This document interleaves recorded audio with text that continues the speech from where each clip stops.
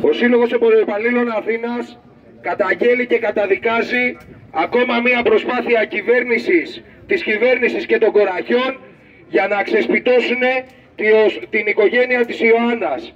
Μία μάνα, τη μάνα όλων μας, τη θιά μας, μαζί με το γιο της, ο οποίος είναι αμαία.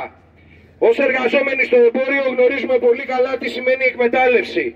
Να ζούμε, και το γνωρίζουμε όλοι μας, τι σημαίνει να ζούμε με το φόβο να μας κόψουν το ρεύμα, το νερό, το φόβο να μείνουμε έξω από τα σπίτια μας και να μπορέσουν να μας ξεσπιτώσουν.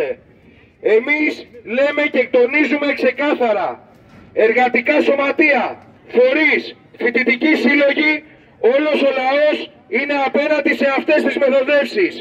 Δεν θα επιτρέψουμε κανένας άνθρωπος να χάσει το σπίτι του. Δεν πρόκειται να φύγουμε από εδώ εάν δεν ελευθερωθεί η Ιωάννα και ο γιος της. Άμεση απελευθέρωση τώρα. Δεν το κουνάμε ρούπι.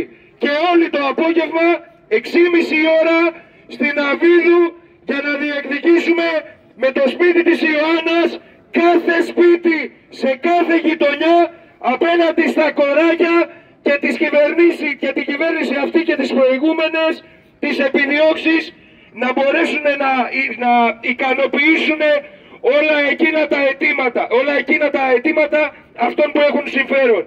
Υπερασπιζόμαστε τα σπίτια μας. Όλοι εδώ, άμεση απελευθέρωση, δεν το κουνάει κανείς.